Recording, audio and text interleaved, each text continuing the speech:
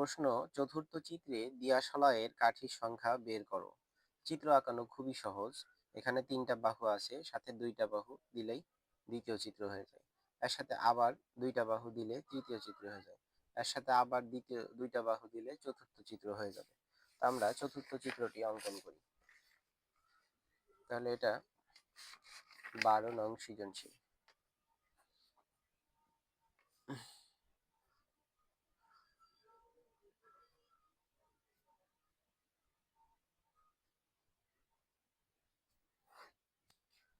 ক, চতুর্থ চিত্রটি আমি খালি হাতে আঁকাই। তাহলে আমি এখানে এখানে এখানে একটা ত্রিভুজ অঙ্কন করি।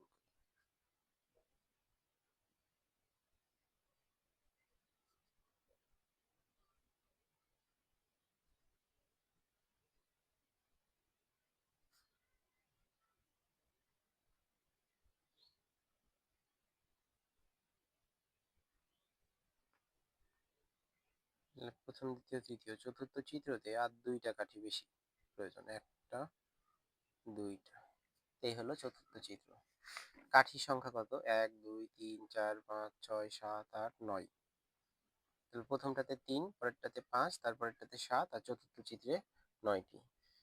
চতুর্থ চিত্রে কাঠির সংখ্যা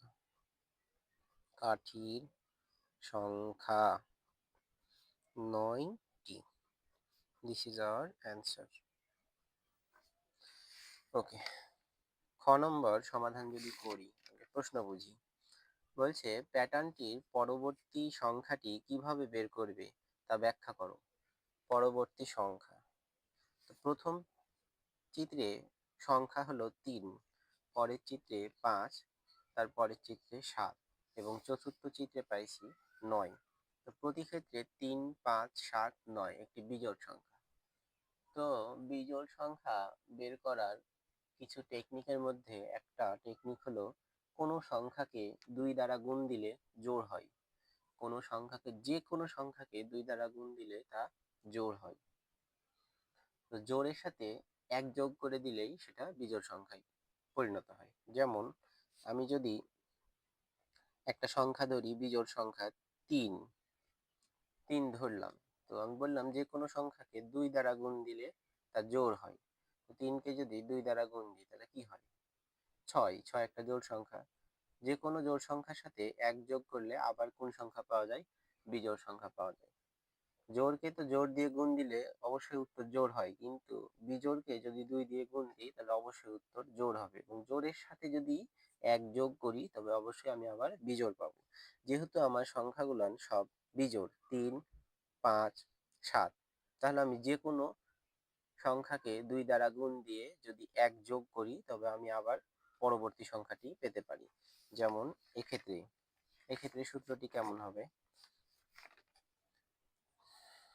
তালিকার সংখ্যাগুলো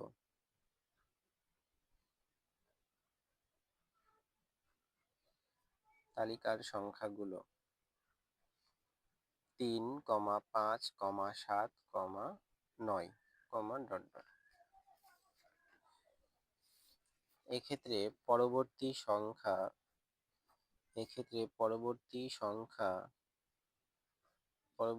সংখ্যার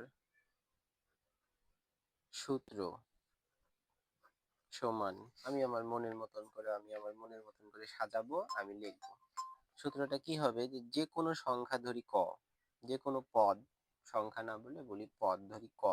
আমি প্রথম পদ, দ্বিতীয় পদ, তৃতীয় পদ, চতুর্থ পদ, যে কোনো পদ বের করতে চাই, সেটাকে আমি ক এর জায়গায় 1, 2, 3, 4, 5, 6, 7, 100, 200, 1000 যে পদ বের করতে চাই ক এর জায়গায় সেটা বসাই দেবো।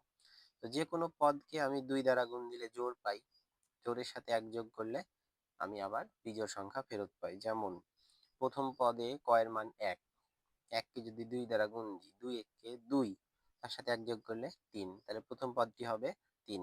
দ্বিতীয় পদ ক এর মান 2, 2 দুগুণী 4, 4 এর সাথে 1 যোগ করলে 5। তৃতীয় পদ 3 দুগুণী 6, 6 এর সাথে 1 যোগ করলে 7। চতুর্থ পদ 4 দুগুণী 8, 8 এর সাথে 1 যোগ করলে 9। তো এইভাবে তালিকার পরবর্তী সংখ্যা বের করা যায়। সূত্র আমি লিখলাম, অতএব পঞ্চম পদ সমান 2 গুণিত 5 যোগ 1, 5 দুগুণি 10 আর 1 11। আমরা সবাই জানি সরলের ক্ষেত্রে গুণ আর যোগ থাকলে আগে গুণের কাজ। এই হলো পরবর্তী সংখ্যা, পঞ্চম পদটি। আশা করি সবাই বুঝতে পেরেছি। এবার গ নাম্বার প্রশ্ন হলো, শততম প্যাটার্ন তৈরিতে কতগুলো দিয়াশলাইয়ের কাঠি প্রয়োজন? তো যাহাই কাঠির সংখ্যা তাহাই পরবর্তী সংখ্যা। তাহলে আমি প্রথম পদ 3, দ্বিতীয় পদ 5, তৃতীয় পদ 7, চতুর্থ পদ 9, পঞ্চম পদ 11 পাইছি। তাহলে আমি 100তম, আমার তো সূত্র আছে, তাহলে আমি 100তম পদ বের করতে পারবো না? শততম মানে 100তম, শততম মানে 100তম পদ, 100তম পদ, এটা বুঝতে হবে। শততম মানে 100তম পদ। তাহলে আমি প্রথম, দ্বিতীয়, তৃতীয়, চতুর্থ, পঞ্চম পদ বের করেছি, আমি এই একই সূত্র ব্যবহার করে 100তম পদ বের করব। গ নম্বর, 100তম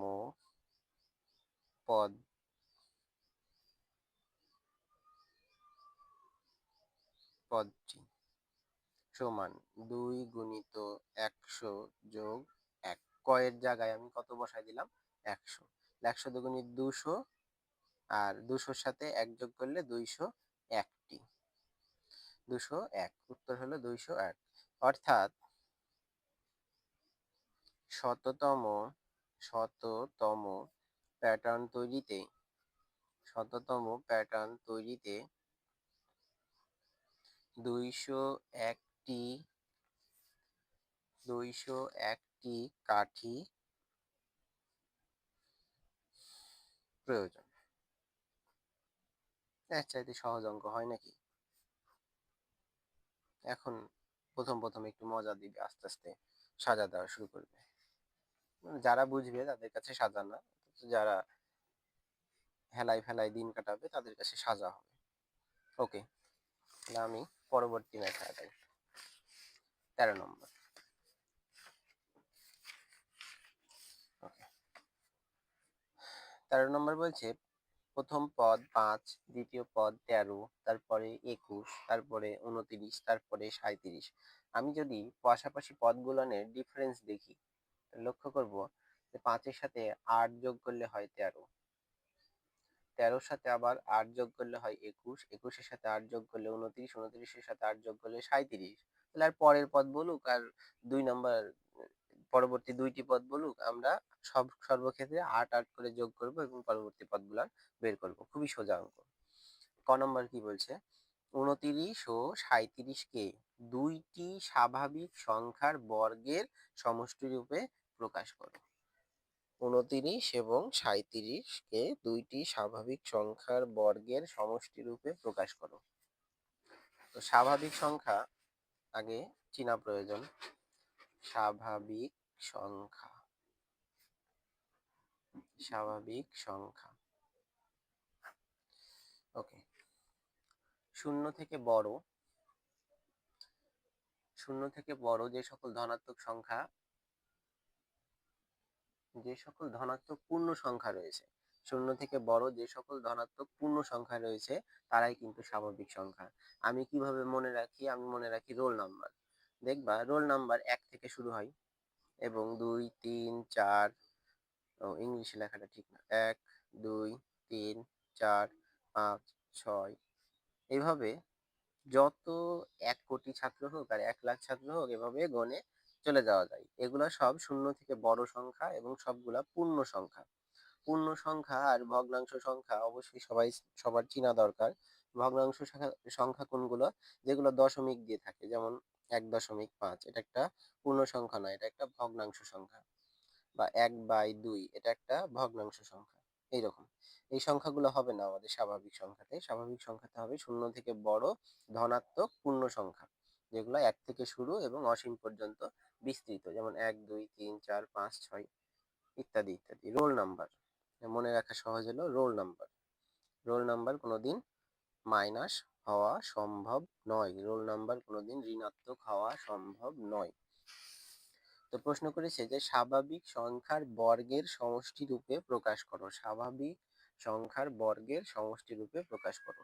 তো বর্গ আমি যদি বুঝাই, একের বর্গ একের উপর স্কোয়ার মানে 1 2 বার গুণ, জিনিসটা এরকম 1 গুণিত 1, উত্তর কত?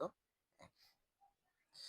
2 এর উপর বর্গ মানে 2 2 বার গুণ, 2 দুগুণী 4। 3 এর উপর বর্গ মানে 3 2 বার গুণ, 3 তিরিকে 9। 4 এর উপর বর্গ মানে 4 2 বার গুণ, 4 4 16। 5 এর বর্গ 5 5 25।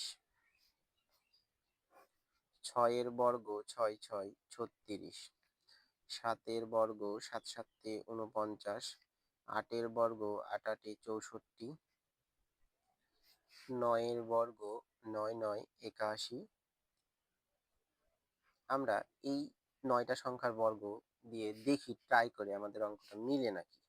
আমি বর্গগুলো আমি সাইডে নোট হিসাবে রেখে দিলাম। এখন প্রশ্নতে আসি। 29 ও 37কে দুইটি স্বাভাবিক সংখ্যার বর্গের সমষ্টি রূপে। 29-এর ক্ষেত্রে এটা 13 ক। 29 সমান 29 সমান, দেখো তো আমরা এমন বর্গ সংখ্যা নিব যেন 29-এর কাছাকাছি একটা হয়। আমি 1-এর উপর স্কোয়ার দিলে 1, 2-এর উপর স্কোয়ার দিলে 4, 3-এর উপর স্কোয়ার দিলে 9, 4-এর উপর স্কোয়ার দিলে, এখানে 15 কেন লিখেছি, 4-এর উপর স্কোয়ার দিলে 16, 5-এর উপর স্কোয়ার দিলে 25। কথা বুঝো, একটা বর্গ সংখ্যা হলো 5, তার উপর স্কোয়ার দিলে উত্তর হয় 25। আর আমার কাছাকাছি সংখ্যাটা হয়ে গেল 29। দেখো 6-এর উপর স্কোয়ার দিলে 36 হয়ে যায়, 29-এর বেশি, তাহলে 6 নেওয়া যাবে না, ট্রাই করতে হবে 5 দিয়ে। 5-এর উপর স্কোয়ার দিলে হয় 25, তাহলে আমি যদি লিখি 25 যোগ, তাহলে 29 হতে আমার আর কত প্রয়োজন? দেখো 4 প্রয়োজন, 25 যোগ 4। তো 25-কে লেখা যায় 5-এর উপর স্কোয়ার, আর 4-কে লেখা যায় 2-এর উপর স্কোয়ার বা 2-এর বর্গ। তাহলে আমরা 29-কে দুইটি সংখ্যার বর্গের সমষ্টি মানে যোগফল রূপে প্রকাশ করেছি। 29-কে দুইটি সংখ্যার বর্গের যোগফল রূপে প্রকাশ করেছি। আবার কি আছে এবার? 37 এর ক্ষেত্রে এত না লিখলেও চলে।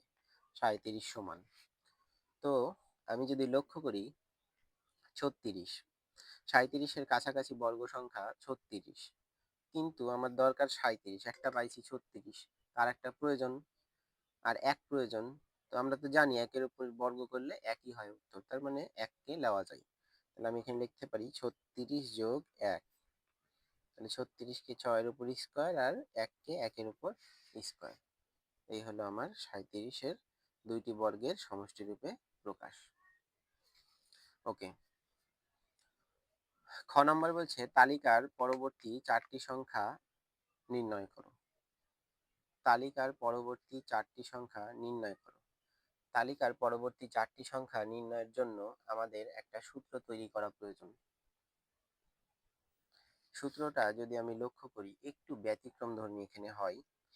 5, 5-এর পরে 8 যোগ করলে হয় 13, 13-এর সাথে 8 যোগ করলে হয় 21, 21-এর সাথে 8 যোগ করলে 29, 29-এর সাথে 8 যোগ করলে 37। এখন এই যে ডিফারেন্স 8, তা আমরা সূত্রটা তৈরি করব আর কোনো একটা যে কোনো সংখ্যা আমি যে কোনো পদ হিসাবে ক-কে ধরে নিই, সাধারণ পদ। যে আমি প্রথমের জন্য ক এর মান 1, দ্বিতীয় পদের জন্য ক এর মান 2, তৃতীয় পদের জন্য ক এর মান 3, 50তম পদের জন্য ক এর মান 50 যেন বসাতে পারি। আমার ডিফারেন্স কত? 8। আমি সূত্রটা তৈরি করার চেষ্টা করব এভাবে, আমি যে কোনো একটা সাধারণ পদ ধরে নিব এবং আমার ডিফারেন্সের দিকে লক্ষ্য করব কত করে বাড়ছে, পার্থক্য কত দেখছি 8, আমি 8 দ্বারা গুণ দিলাম, তাহলে 8 ক পাইছি। এবার কিছু সংখ্যা যোগ করা প্রয়োজন হতে পারে, কিছু সংখ্যা বিয়োগ করা প্রয়োজন হতে পারে।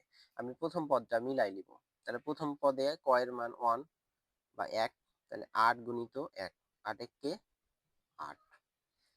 তাহলে আমার প্রথম পদ হলো 5, কিন্তু আমি 8-এর সাথে 1 গুণ করলে পাই 8, তাহলে 5 পাওয়ার জন্য কি করা প্রয়োজন? বিয়োগ 3 করা প্রয়োজন। 5 পাওয়ার জন্য কি করা প্রয়োজন? বিয়োগ 3 করা প্রয়োজন। তাহলে 8 ক থেকে কত বাদ দেওয়া প্রয়োজন? 3 বাদ দেওয়া প্রয়োজন। আমি এবার বাকি পদগুলো মিলাই দেখি আমার সূত্রতে মিলছে নাকি। তাহলে দ্বিতীয় পদ হলো 13, দ্বিতীয় পদে ক এর মান 2, 8-এর সাথে 2 গুণ দিলে কত হয়? 8 দুগুণী 16, 16 থেকে 3 বাদ দিলে কত? 13। তাহলে আমার সূত্র হয়ে গেছে। আমি এবার উত্তরটা লিখি, যদিও সাজাই গুছাই। তালিকার পরবর্তী 4টি সংখ্যা নির্ণয় করো। তালিকাটি, তালিকাটি তুলি। তালিকাটি 5, 13, 21, 29, 37। পাশাপাশি দুটি পদের পার্থক্য 8, 8, 8, 8। পার্থক্য পার্থক্য হলো 8 8 করে। এই ক্ষেত্রে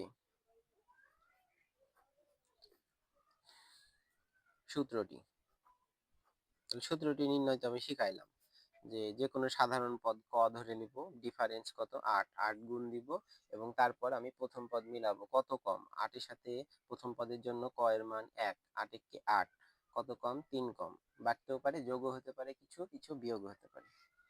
এই ক্ষেত্রে সূত্রটি পেয়ে গেছি 8 ক মাইনাস 3। কি তালিকার পরবর্তী 4টি সংখ্যা নির্ণয় করো। আর আমাদের প্রথম, দ্বিতীয়, তৃতীয়, চতুর্থ, পঞ্চম পদ পর্যন্ত দেওয়া আছে। তাহলে পরবর্তী 4টি সংখ্যা মানে ষষ্ঠ পদ, সপ্তম পদ, অষ্টম পদ আর নবম পদ। ষষ্ঠ, সপ্তম, অষ্টম, নবম। মানে তালিকার পরবর্তী 4টি সংখ্যা।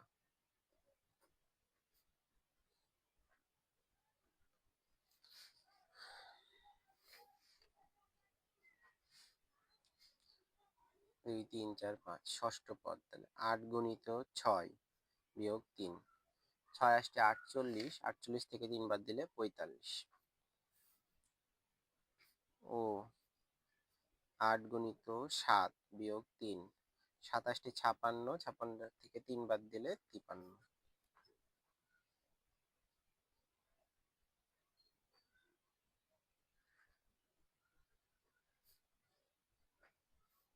এটা সপ্তম পদ দি, অষ্টম পদ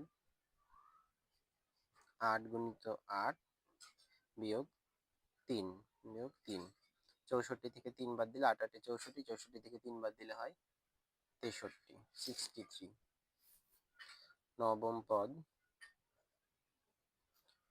8 গুণিত 9 বিয়োগ 3, 8 নং 72, 72 থেকে 3 বাদ দিলে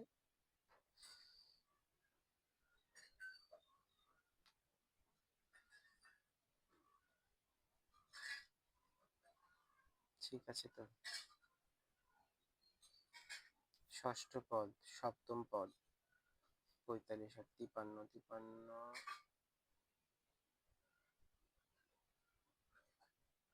61 আর 64 থেকে 3 বাদ দিলে 61, শিট। 8 নং 72, 72 থেকে 3 বাদ দিলে 69। এই হলো আমার পরবর্তী 4টি সংখ্যা। ওকে। গ নম্বর বলছে তালিকার প্রথম 50টি সংখ্যার সমষ্টি নির্ণয় করো।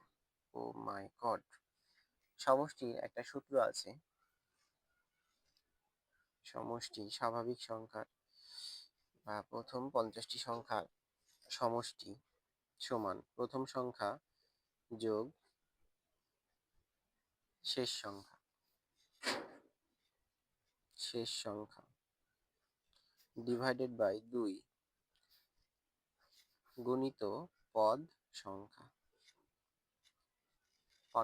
এখানে কয়টা পদের জন্য বের করতে বলেছে? 50টি। তাহলে আমার পদ সংখ্যা হবে 50। আমার দরকার প্রথম সংখ্যা আর শেষ সংখ্যা। আমি কি 50তম পদ জানি? জানি না। তাহলে আমার প্রথম কাজ হলো 50তম পদটা কত সেটা বের করা। প্রথম সংখ্যা আছে, শেষ সংখ্যা বের করব এবং পদ সংখ্যা গুণ নিব। ওকে।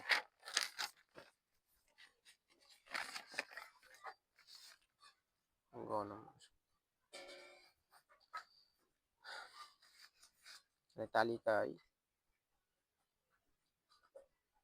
তালিকার প্রথম সংখ্যাটি সমান 5। অতএব 50তম সংখ্যা পদটি বা সংখ্যাটি সমান 8 গুণিত 50 বিয়োগ 3, 50 40, 400 বিয়োগ 3, 400 থেকে 3 বাদ দিলে 397। আমরা জানি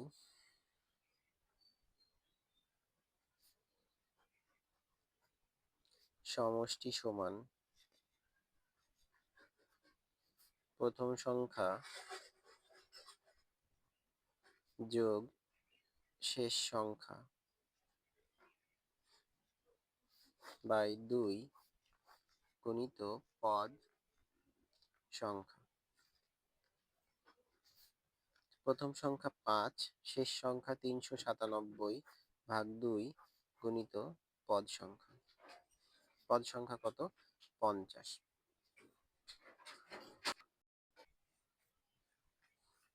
এই ক্ষেত্রে হিসাব নিকাশটি করছি কিভাবে দেখো।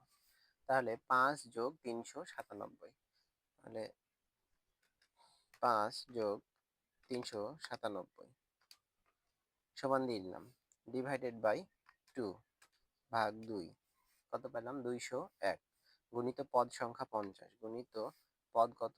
50, 50 সমান সমান উত্তর হলো 10,050। 10, ও শিট, বাংলা লিখতে হবে, 50। This is our answer. সমষ্টি আমরা বের করে দিচ্ছি।